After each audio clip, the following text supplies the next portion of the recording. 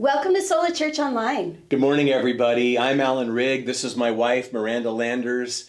In 2021, we are planting a life-giving church in Santa Monica, California. While we wait for things to reopen, we've launched online. And so we're so glad that you've joined us today.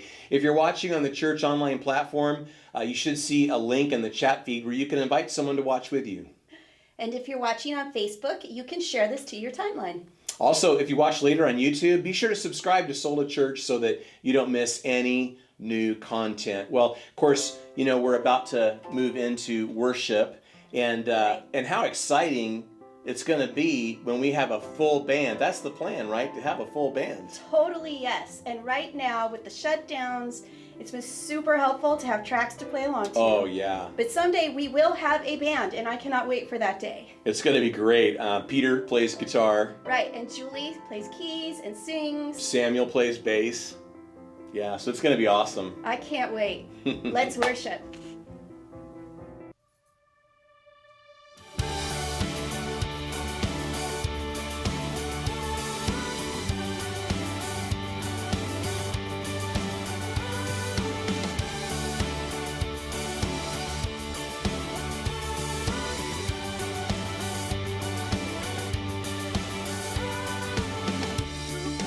Power of sin and darkness, whose love is mighty.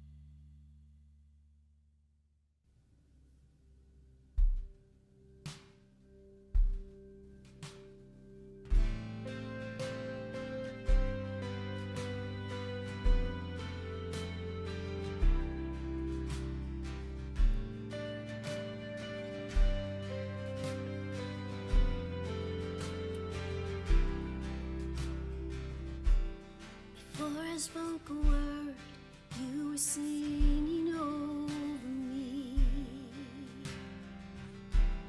And you have been so, so good to me. Before I took a breath, you breathed your life in me. And you have been so, so kind to me.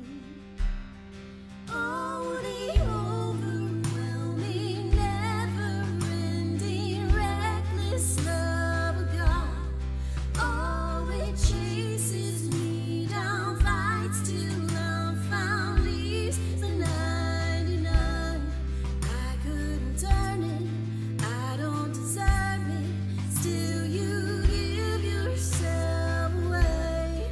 Oh, the overwhelming, never-ending, reckless love of God.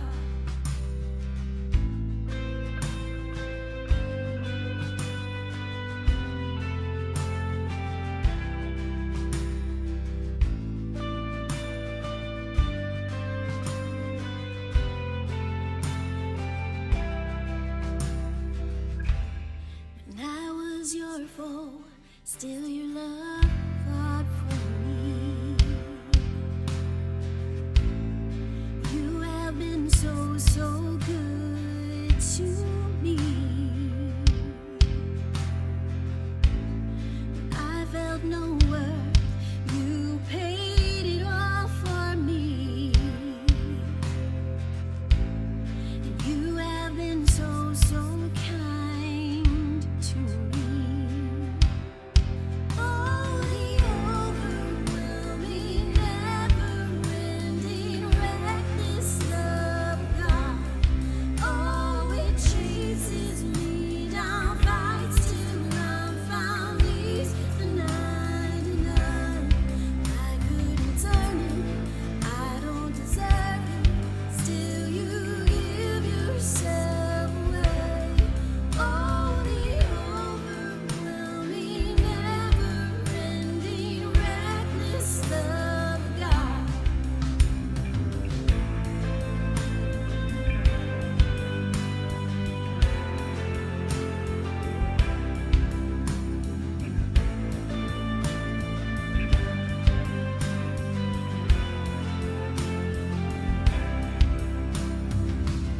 There's no shadow you won't light up, mountain you won't climb up, coming after me. There's no wall you won't kick down, lie you won't tear down, coming after me. There's no shadow you won't light up, mountain you won't climb up, coming after me. There's no wall you won't kick down, lie you won't tear down, coming after me. There's no shadow you won't light up, mountain you won't climb up, coming after me. There's no wall you won't kick down, lie you won't tear down, coming after me. There's no shadow you won't light up, mountain you won't climb up, coming after me. There's no wall you won't kick down, lie you won't tear down, coming after me. There's no shadow you won't light up, mountain you won't climb up, coming after me. There's no wall you won't kick down, lie you won't tear down, coming after me. Oh, the overwhelming, never-ending, reckless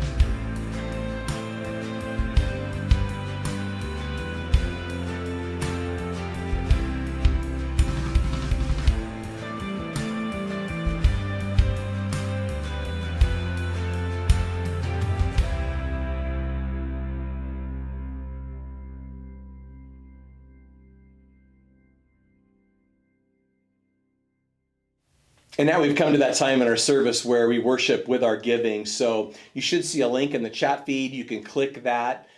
You can always go to our website too, solachurch.life, and click give. That'll take you to the same page where you can make a one-time donation or even schedule a recurring donation, as many have done.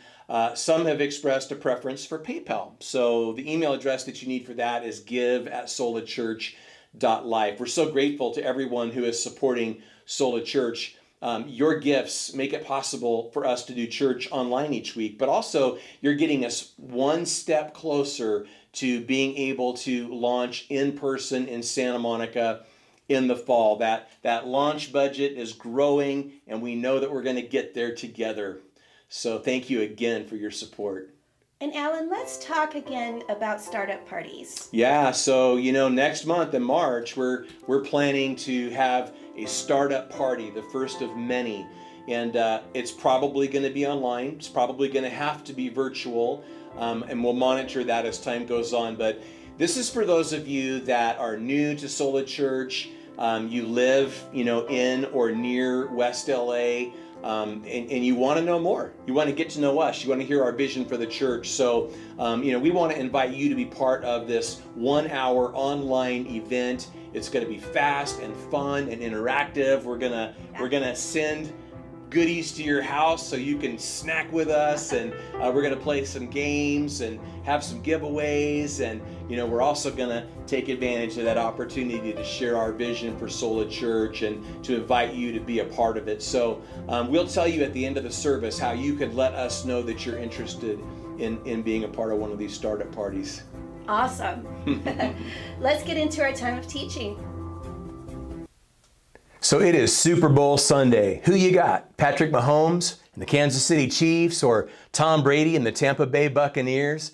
One thing for sure, Super Bowl 55 is going to be unlike any other, and that's because of COVID-19. The players who have been tested daily all year, the players in the Super Bowl are being tested twice daily. Only 25,000 fans will be allowed inside the stadium, and each of them will receive a PPE kit on their way in. And of course, we're going to see the first ever socially distanced halftime show. Well, you could think of this service, this message, as the pregame show before the pregame show. It's the pre-pregame show.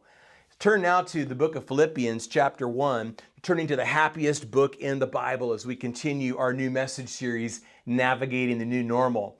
What makes Philippians the happiest book in the Bible? Well, we've been saying it's because of all the happy words like glad, joy, and rejoice that occur 18 times in this short letter. Why navigating the new normal? Well, because Paul, when he wrote this book, this letter, was in the middle of a lockdown. He was actually under house arrest in Rome.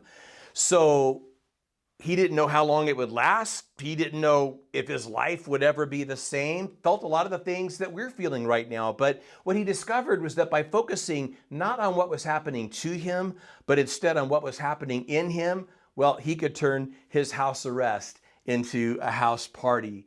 So last week we talked about how people who not only survive but thrive in the lockdown are forward thinking. Today we want to talk about how they are team spirited. So notice in verse 27 that phrase, striving together. It actually translates a Greek word that is a compound word. It's a verb that means to compete and a preposition that means together. It's where we get our English word athlete.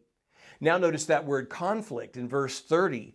It's a noun. The Greek word is a noun that refers to competition. It's where we get our English word agony. So in effect, Paul, who was himself a big sports fan, describes us as followers of Christ, as members of a local church, as athletes who compete together, who agonize in competition.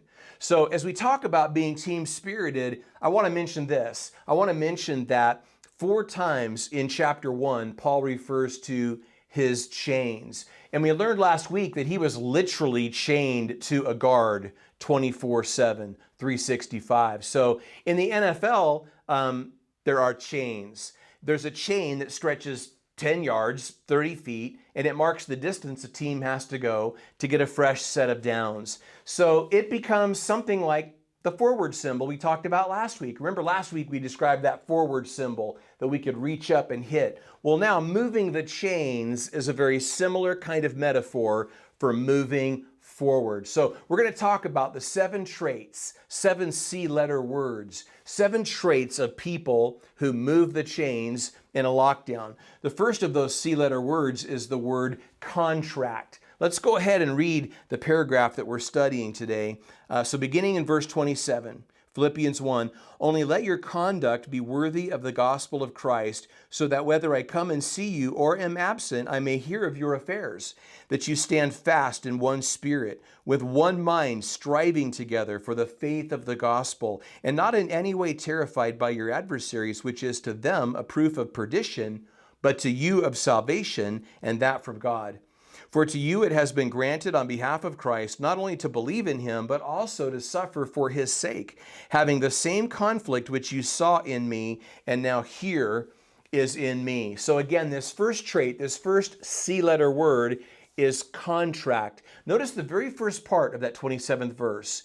Only let your conduct be worthy of the gospel of Christ. That phrase, let your conduct be. We're going to talk more about that in the second point, but it actually translates a Greek verb that has as a root word a word that means citizen. It's where we get our English word politics. So just like you can't have a citizen without a country, you can't have a player without a team. Now, what I have here is a Rams cap. The Rams aren't playing in the Super Bowl this year. I wish they were. I'm sad and need to read the happiest book in the Bible because they lost in the divisional round of the playoffs. But, as I think about this, I think about how in 2020 we had the first ever NFL virtual draft. Normally the players, many of them are gathered in the location where the draft is taking place. The players that are expected to be picked with those first round picks, they're there on site. And so when their name is announced, they actually come out onto the stage. They get their picture taken with the NFL commissioner. And normally they hold the jersey of their new team, but they actually wear the cap of their new team. And they are all smiles, If you got drafted in the first round by the LA Rams, you'd be like, man, I am a professional football player. I am a LA Ram. Now, let me just throw this out there. If you're a single woman and you meet a guy and he tells you that he plays in the NFL and you ask him what team and he says, well, I'm not really on a team, you should run and not walk for the nearest door. I mean, if he's not on a team, he's not in the NFL. Even if he once played in the NFL, even if he hopes to play in the NFL again, he is not currently an NFL player. But a player without a team, well, that's kind of like a Christian without a church. West LA is one of the most unchurched parts of the country. And we're not surprised that people who aren't followers of Jesus are unchurched, but you might be surprised how many people who are followers of Jesus are unchurched. And there's lots of reasons for that. I found some internet humor one time that you might enjoy. And it was just talking about how if we used the same rationale that we use for not attending church for other things, like what would that be like? How would that go? What if we used the same rationale for not showering? What if we were to say, well, I was forced to shower as a child. Or people who make soap are only after your money. Or what about this? I shower on special occasions like Christmas and Easter. Or what about people who shower are hypocrites? They think they're cleaner than everybody else. Or this, there are so many different kinds of soap, like I can't decide which one is best. Or I used to shower, but it got boring, so I stopped. Or what about none of my friends shower? Or this, the bathroom, it's never warm enough in the winter or cool enough in the summer. I'll start showering when I get older and dirtier. Or even this one, how about I'm too busy to shower? It's funny when we take those reasons, those excuses, and apply them to something else, isn't it? But the reality are there are lots of reasons why even some followers of Jesus aren't attending church. And I've been there, so I get it, In over 40 years of following Jesus, I have a couple of gaps like that. And so I understand. I mean, sometimes church hurts. And it could be that you've been hurt by the church and maybe watching online has been a way for you to sort of, put your foot in the water, to sort of sit on the edge of the shallow end and just see how the water is. I totally get that. We love to say at Sola Church that anyone can believe and everyone can belong. May I just encourage you, if you don't have a church home, like even if you haven't really made a commitment in your heart to Sola Church yet, attend through Easter. This Navigating the New Normal series takes us right up until Easter. Plug in until then and see if it's not something that becomes meaningful for you, that helps you move the chains in the middle of this lockdown. So team spirited, we talked about contract. Another way we keep the chains moving, another C-letter word, another trait, is the word conduct. So notice it again in verse 27. Only let your conduct be worthy of the gospel of Christ. So we talked about how that phrase, let your conduct be, translates a verb, and it has as a root word, a word that means a citizen. So again, citizenship. By one definition, citizenship means to conduct oneself according to the laws and customs of the state. This week I was looking online and I discovered on the NFL site that they actually have the 2020 NFL rulebook. Now, I don't know who would be nerd enough to read the whole thing, but there is some interesting stuff here. For example, Rule 12 is all about player conduct. It has multiple sections. And one of those sections is all about personal fouls. Another section is all about unsportsmanlike conduct. And, for every foul, for example, there is a penalty. And when you're penalized, instead of moving the chains, you get behind the chains, Offensive holding on 1st and 10, now it's 1st and 20. You lose 10 yards. So instead of moving forward, you're moving backward. So check this out. Notice that phrase, the gospel, that appears twice in our text. When we talk about the gospel, last week I talked about how, the gospel is this message that God is for us and not against us. He sent his son, Jesus, to die on the cross for us. And Jesus rose from the dead. And so as a result, he is available to us as our forgiver and as our leader. But notice when it talks about, in the second instance, when it talks about the faith of the gospel, that's referring specifically to the body of truth that we find in the Bible. I don't want to think so much of the Bible as a rule book as I do like this. That NFL rule book, it tells players how the game is to be played. It tells players how to play it the best way. It tells players, how to play in a way that's fair, even how to play in a way that's relatively safe. And so in that same way, this book, the Bible, it tells us how we are to live our lives. It tells us how to live in a way that is righteous, in a way that is just, in a way that actually works in this world that God created, in a way that keeps us and others safe. It tells us everything we need to know to move the chains in our lives and even in a lockdown like we're in now.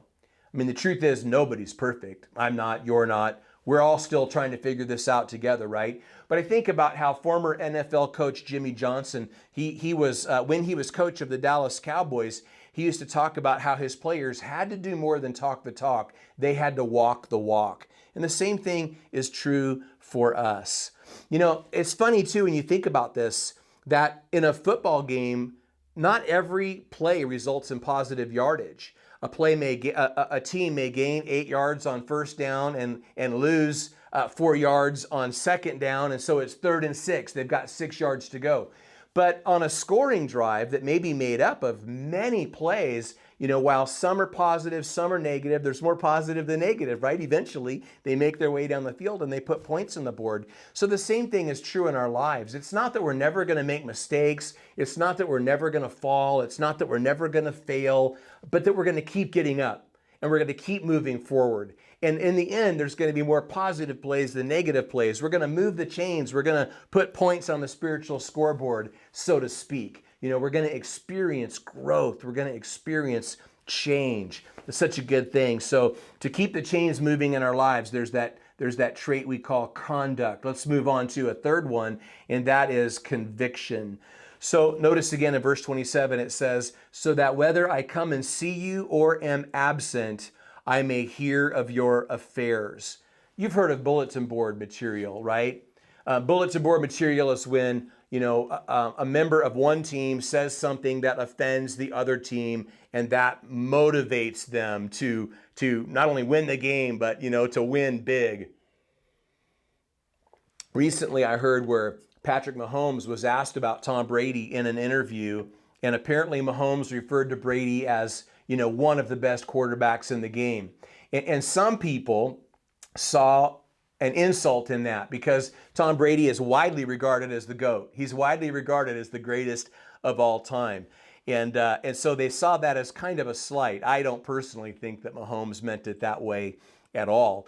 But that's an example of bulletin board material. If Tom Brady were the kind of player that, took offense at that and that motivated him, that fueled him to, throw for 4 or 5 touchdowns in the game on Sunday, well, that would be what we mean when we talk about bulletin board material. But usually the greatest athletes, guys like Tom Brady, will tell you that they don't need that kind of motivation. They are self-motivated. And these players, they are competing for the bling. What they want is a Super Bowl ring.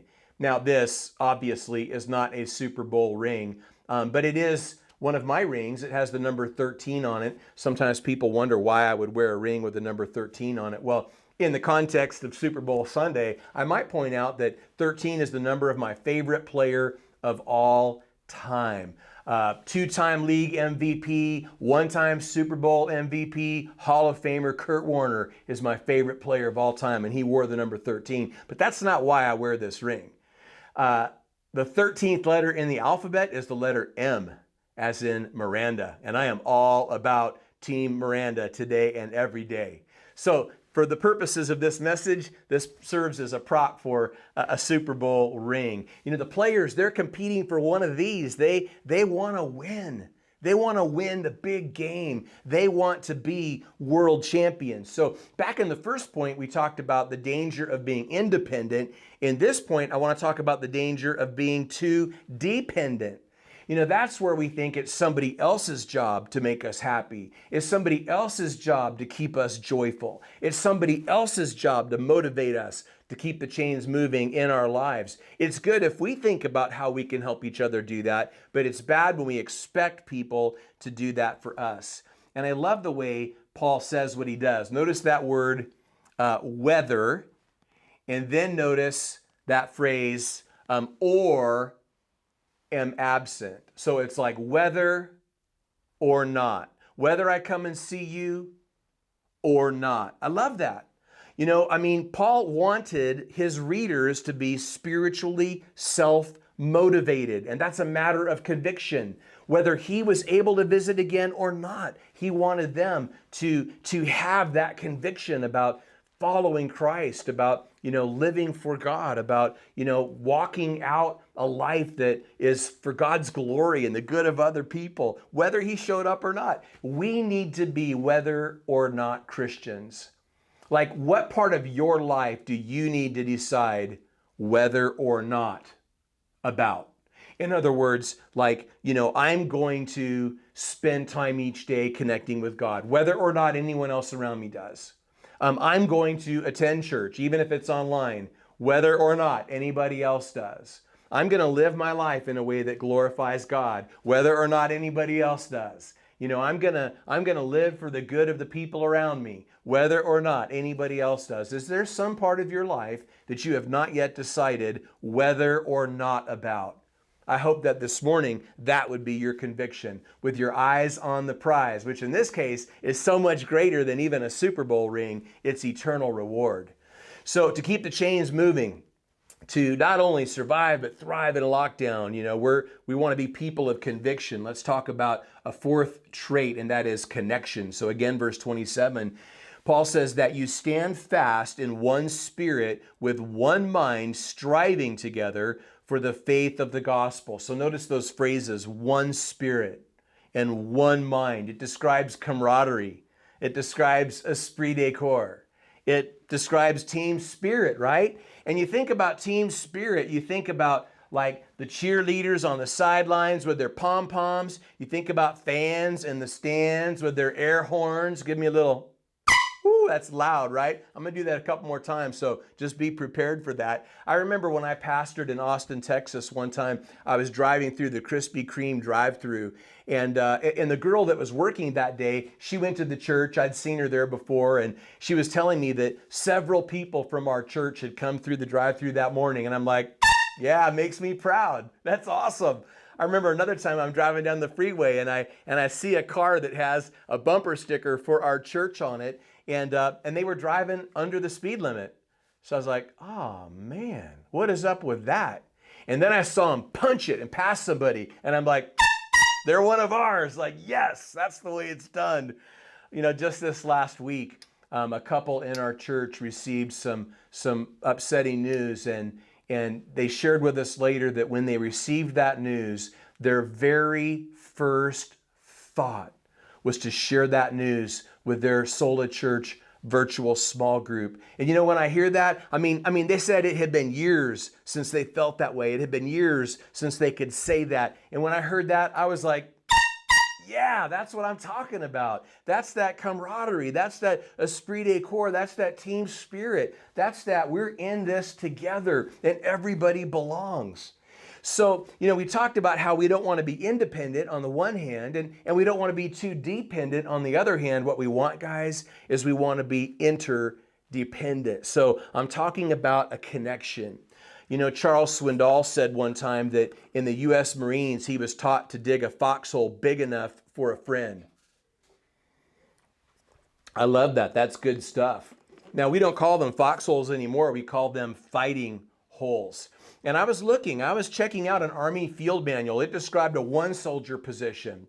And then it described a more secure two-soldier position. And then it described the most secure three-soldier position. Listen to what it says in the Army Field Manual. It says one soldier can provide security, one can do priority work, and one can rest, eat, or perform maintenance. This allows the priority work to be completed more quickly than in a one-soldier or two-soldier position. And listen to this, it is more difficult for the enemy to destroy this type of position. I love that. We need to be digging these multi-soldier positions in our lives. Do you have a multi-soldier position dug in your life? Bad times call for good friends, and good friends make bad times better. Good friends make good times great. So to keep the chains moving in our lives, we need connection. Here's another trait, and that is confidence. Check it out in verse 28. Here's what it says.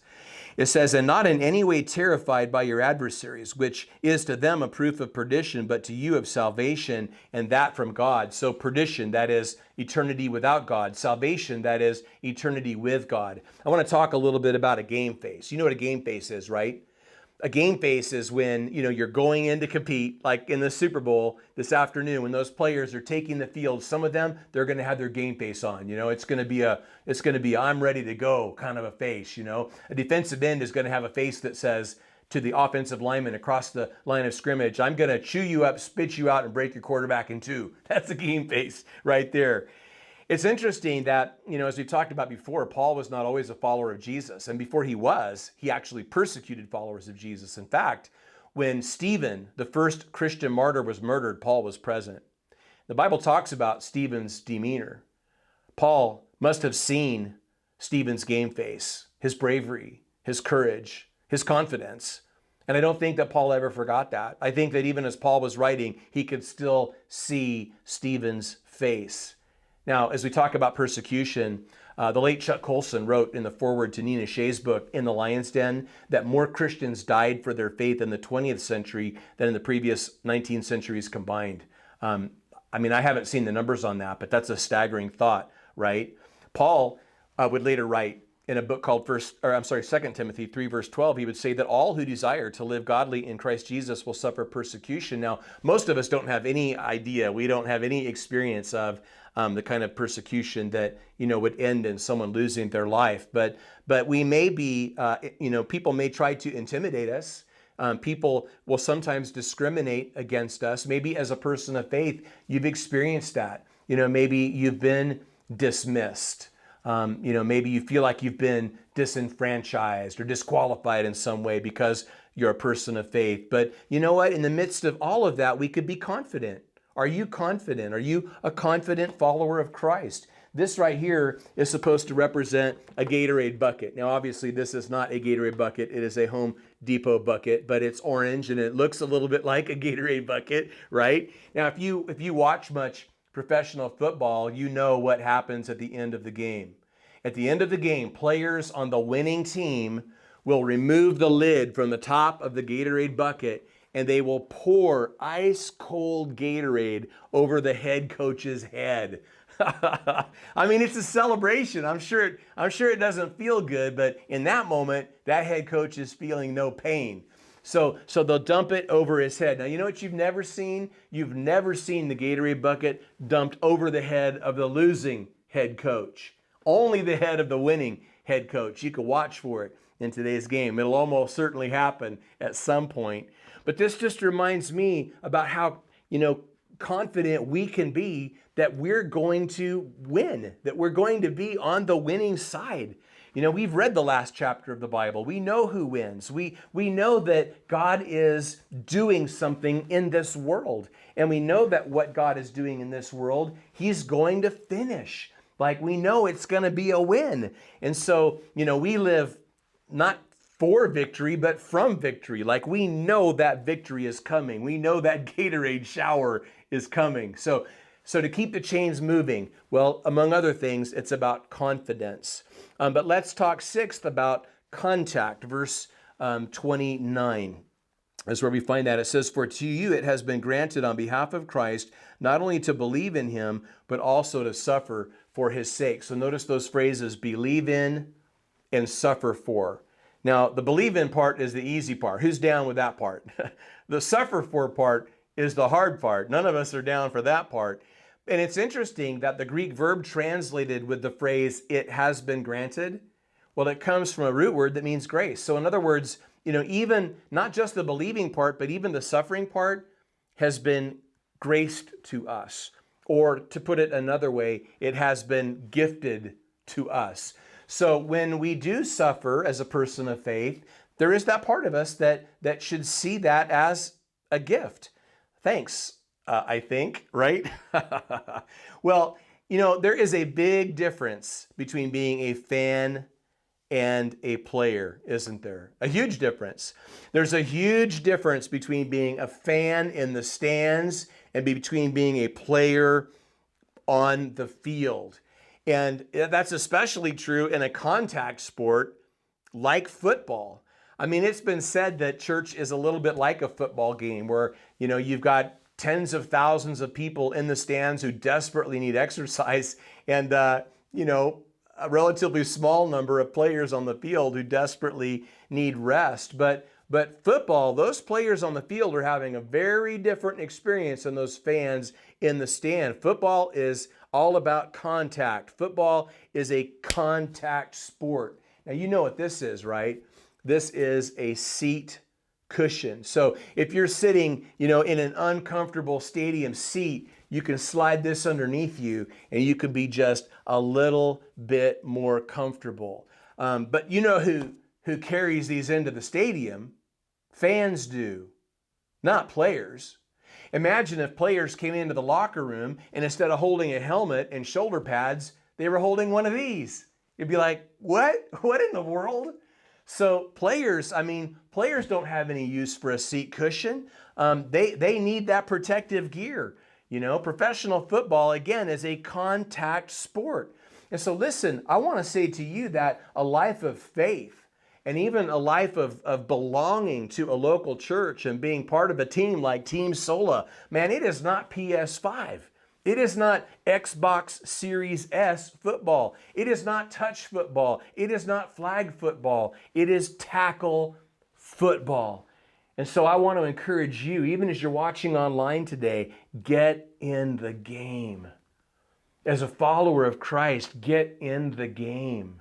as a member of Sola Church, as a member of our online congregation, and later this year, our in-person congregation in Santa Monica. Get in the game. Like, it's time to get up out of the bleachers. It's time to make one's way past the bench and onto the field with helmet and pads in hand. It's time to go from being a spectator to being a participant. And so one of the ways you can do that, like if you're listening right now and you're like, yes, I'm ready to do that. I want to get on the field. What can I do? Join the launch team. If you live in or near West LA, if you're anywhere in Southern California that, you could drive to West LA on a Sunday morning and you want to attend when we launch in person and you want to have a role, you want to be part of the team that makes it happen? Well, we'll tell you at the end of the service how you can join the launch team. So we keep the chains moving in our lives with these traits, including contact. And then one last one, a seventh one, and that is concentration. Notice in verse 30, having the same conflict which you saw in me, and now here is in me. So they saw it then. When? Well, when Paul was in Philippi last, several years before. But now they've heard it. Now they're hearing about it even from a distance. So the Greek verb translated, you stand fast, at verse 27, it means to persevere. Perseverance, it calls for concentration. To persevere in anything, you have to stay focused. Those players today, those Kansas City Chiefs, those Tampa Bay Buccaneers, you know what they're going to do? They're going to leave it all on the field. Win or lose, when they get to the locker room at the end of that game, they want to know that there's nothing left in the tank, that they didn't fail to give their all, but that they left it all out there on the field. They gave everything they had to give. Paul had done that. The last Bible book of the books that Paul wrote, the last one that he wrote shortly before his death, 2 Timothy. Listen to what he said in 2 Timothy 4, verses 7 and 8 as he reflects back on his life and on his relationship with Jesus. He said, I have fought the good fight. I have finished the race. I have kept the faith. He says, finally, there is laid up for me the crown of righteousness, which the Lord, the righteous judge, will give to me on that day. And not to me only, but also to all who have loved his appearing. So Paul anticipated receiving a crown when he got to heaven. The Bible talks about us receiving reward when we get to heaven.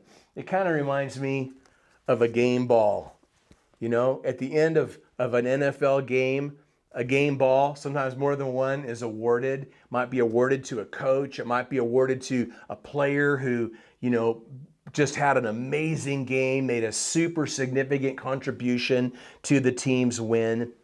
And so what an honor that would be for, somebody Sunday afternoon, man. It's going to be one person or two or three people are going to get game balls, and they're never going to forget how they got a game ball in Super Bowl 55. But for you and for me, in the middle of this lockdown, as we think about keeping the chains moving in our lives, the concentration that it takes at a time like this. Things are so different right now, and there's so much uncertainty.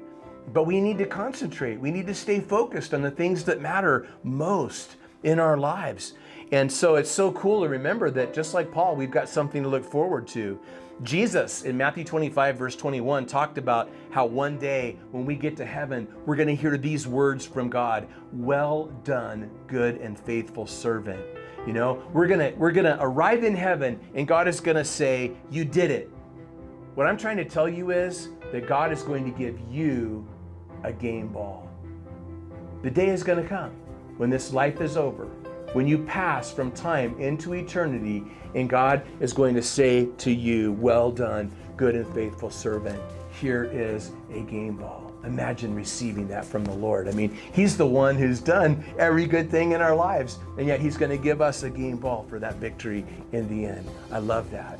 As we learned, I think it was the first week of the series, you're going to make it. You might feel right now like you're not going to get through this lockdown. You might feel like you're not going to get through some other thing that you're going through, something that's happened to you, something that's been done to you, something that you've done, but you're going to make it. You're going to get there. And when you do, you're going to get a game ball. And so this morning, we're talking about those people who not only survive, but who thrive in a lockdown. It's all about contract, conduct, conviction, connection, confidence, contact, and concentration. Let's have a word of prayer. Father, we just thank you that we had this opportunity today to look at these verses that include Paul referencing sports, using some sports metaphors. And so we were able to kind of do the same thing and have some fun with it. But Lord, the lessons that we have learned, the things that we can take away, Lord, I just pray that everybody would be inspired today to want to keep the chains moving in their lives, to keep moving down the field, to not allow any setbacks to stop them, but to get back up and run the next play and keep moving down the field, because we're all going to score. We're all going to make it. Lord, as your followers, we've been forgiven. You're leading us. You're guiding us. We're going to make it. You're going to hand us that game ball one day in heaven, and we're so thankful for it. We're so grateful for it. And so we just commit all these things to you now in the name of Jesus. Amen. And now it's time to fill out a connection card. Yeah, so you should see a link in the chat feed. You can click that, but you can also go to our website again, solachurch.life, and this time click contact. That's where the connection card lives.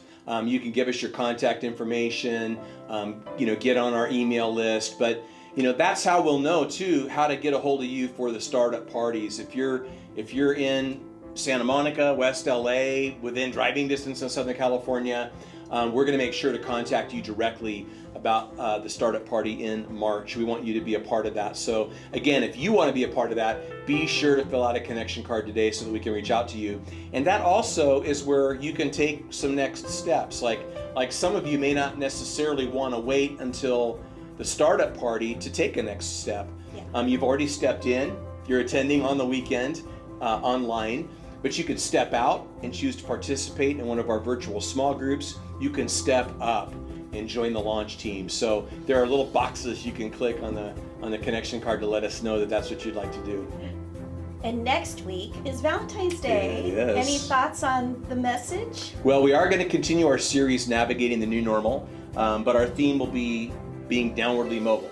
That people who not only survive but thrive in the lockdown are people who are downwardly mobile. Obviously, we'll talk more then about what that means, but we do find the word love twice in our text. And when you think about the love languages, one of those is acts of service. And so in our text next weekend, we learned that Jesus performed the ultimate act of service. He models downward mobility for us, speaking that love language. And so he teaches us that the way up is down. We're going to learn that together. Awesome. That gives us something to look forward to. But today is all about the Super Bowl. It is all about the Super Bowl. Let the snacking begin. That's right. It's snacking for me. I could care less about the football. Bring on the food. All right, guys. So we'll see you next week. Bye-bye. Bye.